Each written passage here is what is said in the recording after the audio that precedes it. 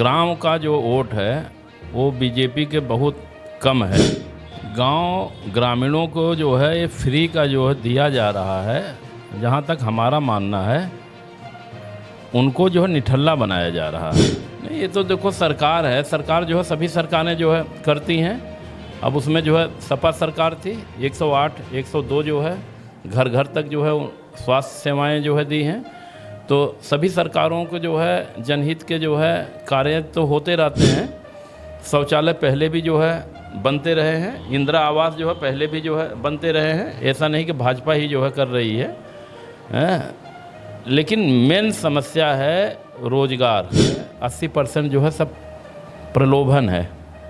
ये vote bank जो है अपना जो है कलेक्ट करने के लिए ये सब योजनाएं जो है दे रहे हैं, उस पर सही ढंग से जो है समीक्षा नहीं हो रही, सही ढंग से आकलन नहीं हो रहा है। ये जो है पर्व नहीं महापर्व है। ये वोटरों का अधिकार है। इसमें जो है प्रत्येक नागरिक, प्रत्येक वोटर को जो है बढ़ चढ़ के जो है भाग लेना चाहिए। जय हिंद दोस्तों, वंदे मातरम। मैं सोनू नागर और आप देख रहे हैं हिंद फोकस न्यूज़। इस समय मैं गौतम बुद्ध नगर में हूँ। मेरे साथ में वरिष्ठ पत्रकार घनश्याम पाल जी हैं, सुंदर पंडित जी हैं, समाज सेवी हैं। अब आप सभी जानते हैं 2024 में आम चुनाव हैं। आम चुनाव का बिगुल बज चुका है। किस तरीके से जो बीजेपी का नारा है इस बार 400 पार, ये आप देखेंगे राम मंदिर का जो हमने वो लगाया हुआ है। राम मंदिर भी एक बहुत बड़ा मुद्दा है, उसमें हिंदुत्व वाला जो मुद्दा है और बहुत सारी जो चीज़ें हैं, किस तरीके से कंडीशंस होती हैं। मेरे साथ वरिष्ठ पत्रकार हैं और समाज सेवी हैं। इनसे जानने की कोशिश करूंगा कि क्या गौतम बुद्ध नगर की जो हॉट सीट है उसमें समीकरण क्या बैठ रहा है और जनता का जो रुख है वो किस तरफ है और नेताओं ने यहाँ कार्य किए हैं नहीं किए। बहुत सारे सवाल जवाब होंगे, आप हमारे साथ बने रहिए।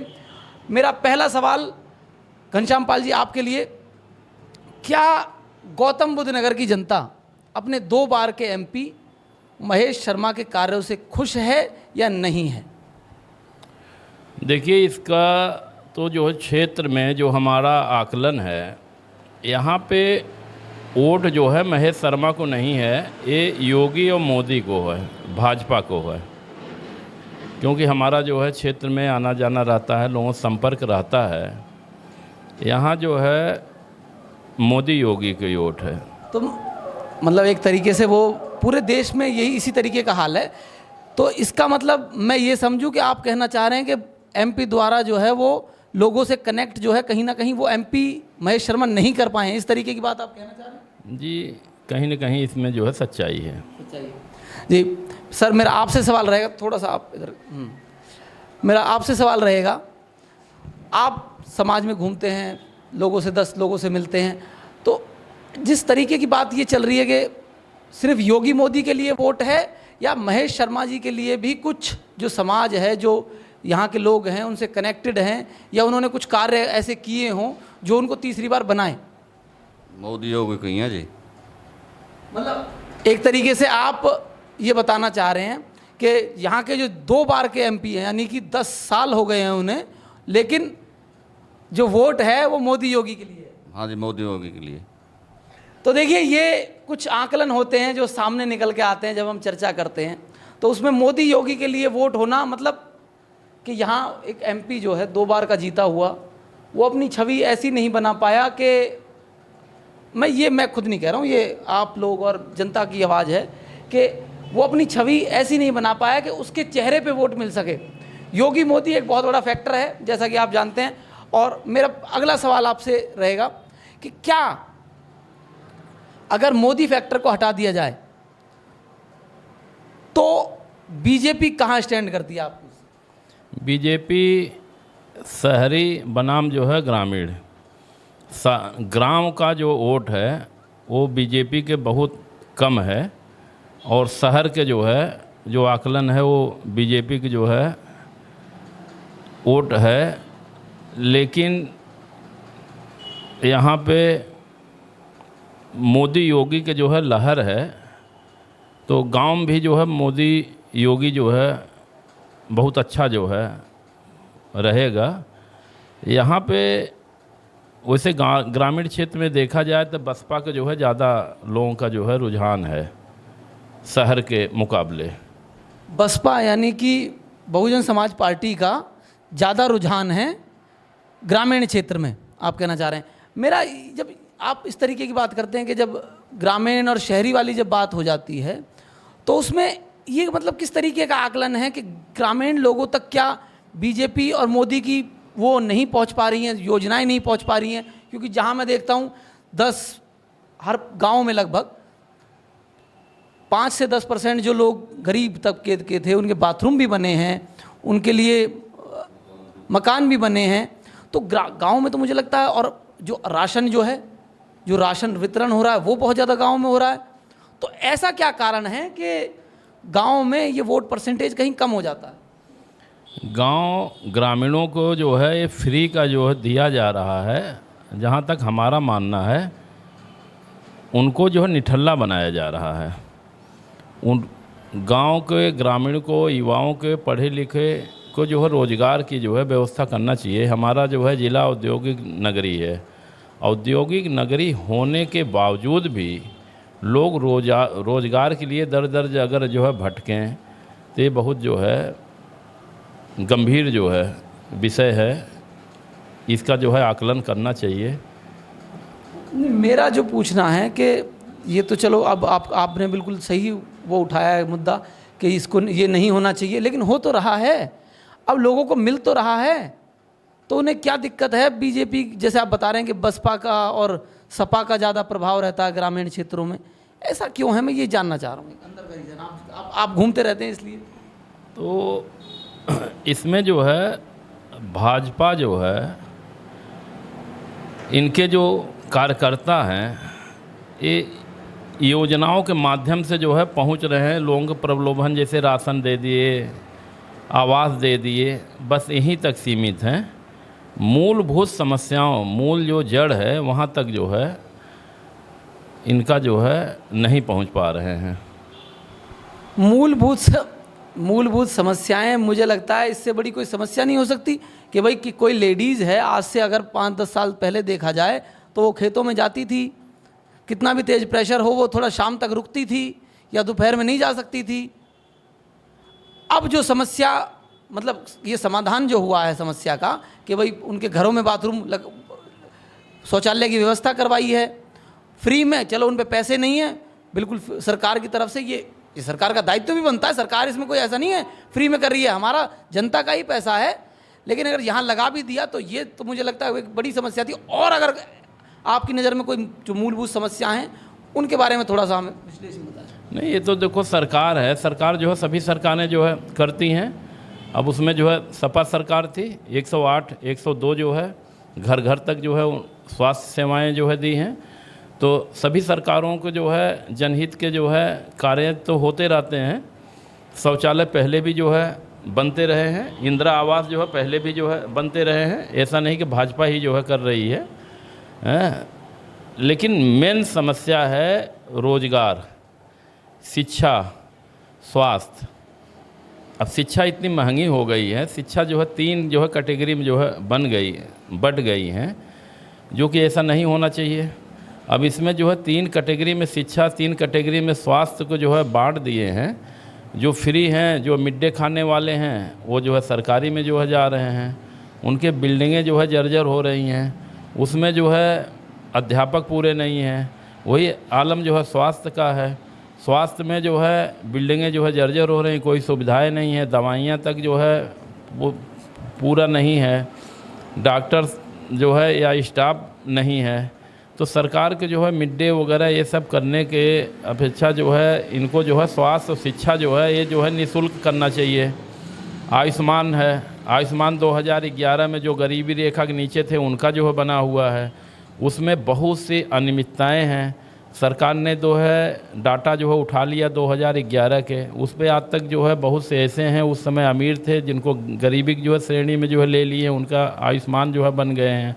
बहुत से ऐसे जो है गरीब हैं जिनका आयुष्मान है ही नहीं है, और उससे जो है आयुष्मान के जो है टाई अप भी नहीं है। गरीबों को जो है वहाँ तक जो है पहुँच नहीं, वहाँ तक जो है सुविधाएँ नहीं मिल पा रही हैं। ग्रामीण क्षेत्र में हमारे कितने हॉस्पिटल हैं, जो बड़े बड़े हॉस्पिटल हैं वहाँ पे जो है ग्रामीण वहाँ तक जो है जा ही नहीं पा रहे हैं। तो आयुष्मान के जो है 5 लाख रुपए तक इलाज है। 5 लाख इलाज जो है हम जो देखते हैं उनका, अगर किसी की जो है सर्जरी करानी है उसमें उनका नहीं हो पा रहा है, उसमें बहुत लंबा टाइम जो है लग रहा है। लोग मजबूर होकर के निजी हॉस्पिटलों में जा रहे हैं, कर्ज लेकर अपना इलाज जो है करवा रहे हैं। ये सब जो है अधिकतर जो है 80% जो है सब प्रलोभन है। ये वोट बैंक जो है अपना जो है कलेक्ट करने के लिए ये सब योजनाएं जो है दे रहे हैं, उस पर सही ढंग से जो है समीक्षा नहीं हो रही, सही ढंग से आकलन नहीं हो रहा है, किसे मिलना चाहिए किसे नहीं मिलना चाहिए।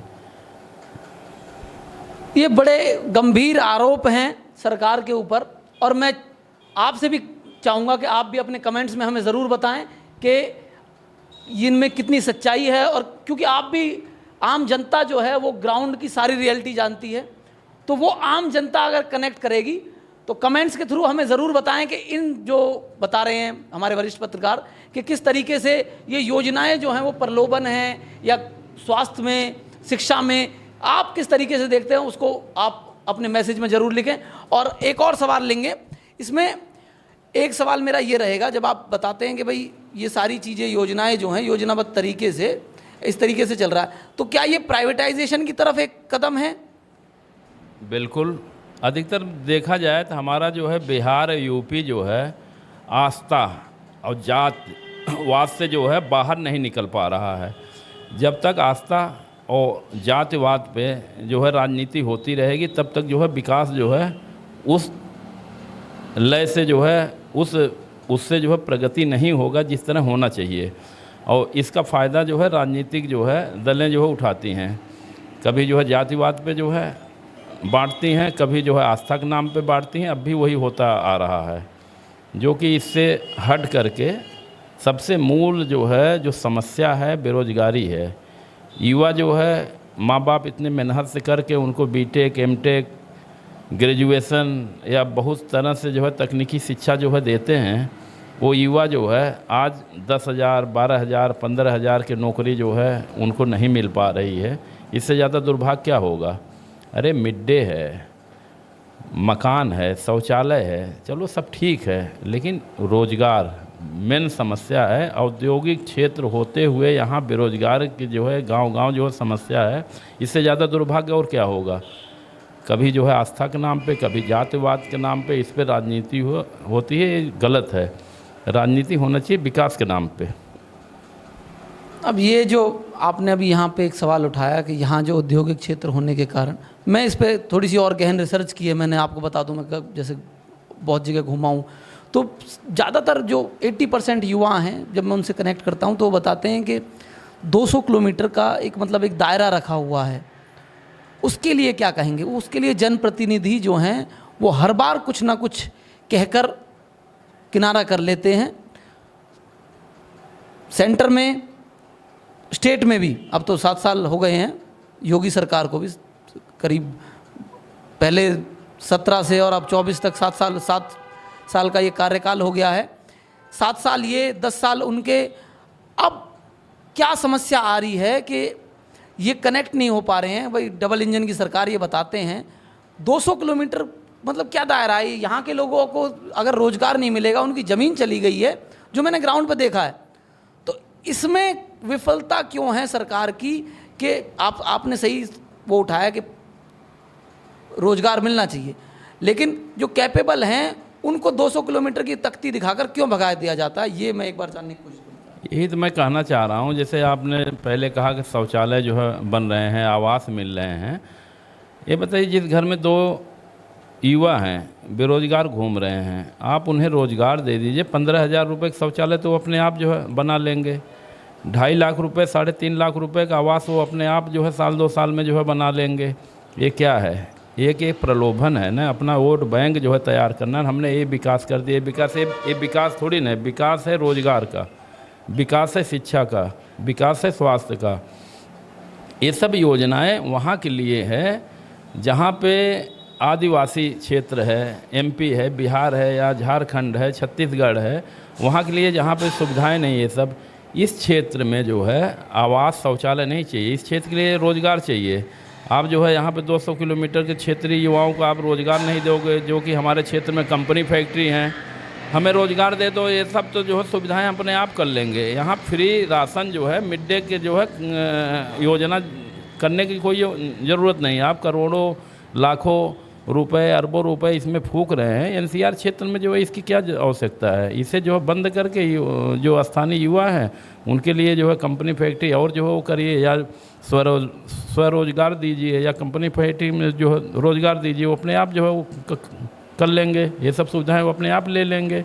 तो आप उन्हें जो है निःशुल्क जो है बांट करके आप अपना वोट बैंक जो है वो बढ़ा रहे हैं। ये भैया, ये वोट बैंक तो वहाँ के लिए है जहाँ पे जो है कोई रोज़गार के साधन नहीं है। वहाँ पे जो है उन्हें दीजिए, आप जो है मिड डे दीजिए, आप उनको निःशुल्क राशन दीजिए। यहाँ पे राशन की जो है कोई आवश्यकता नहीं, यहाँ तो जो है रोज़गार की आवश्यकता है। तो एक बड़ा गंभीर ये सवाल भी है कि क्या ये जो फ्री की सौगात जो मिलती है, फ्री तो नहीं कहूँगा मैं, एक तरीके से जब मतलब गरीबों को जो ये राशन दिया जाता है और प्रलोभन एक तरीके से दिया जाता है किसी पार्टी द्वारा, ये ज़्यादा ज़रूरी है गरीबों के लिए, या फिर जैसा हमारे वरिष्ठ पत्रकार ने बताया कि एक रोज़गार दिया जाए 2 बच्चों को, 1 बच्चे को, तो वो घर जो है अपने आप प्रगति करने लगेगा। और मैं आशा करता हूँ कि सभी इस पर्व में बढ़ चढ़कर हिस्सा लें, और आपके कमेंट्स का मैं इंतज़ार करता रहूँगा। सर, आप कुछ कहना चाहते हैं? ये जो है पर्व नहीं, महापर्व है। ये वोटरों का अधिकार है। इसमें जो है प्रत्येक नागरिक, प्रत्येक वोटर को जो है बढ़ चढ़ के जो है भाग लेना चाहिए। अपने पास पड़ोस के, अपने घर परिवार को, सभी को जो है अपना जो है मताधिकार का जो है प्रयोग करना चाहिए, और तभी जो है सही सरकार जो है आएगी और सही जो है विकास होगा, तभी जो है उत्थान होगा क्षेत्र का, समाज का, सभी का। आप सभी का बहुत बहुत धन्यवाद हमसे जुड़ने के लिए। सर, आपका बहुत बहुत धन्यवाद, आपका भी बहुत बहुत धन्यवाद। और मैं आपके कमेंट्स का इंतज़ार करूंगा कि आप क्या चाहते हैं और इस इलेक्शन में इस बार मुद्दे क्या होंगे। आपके कमेंट्स का इंतज़ार करता रहूँगा। जय हिंद, वंदे मातरम। आपका बहुत बहुत धन्यवाद सभी का। जय हिंद।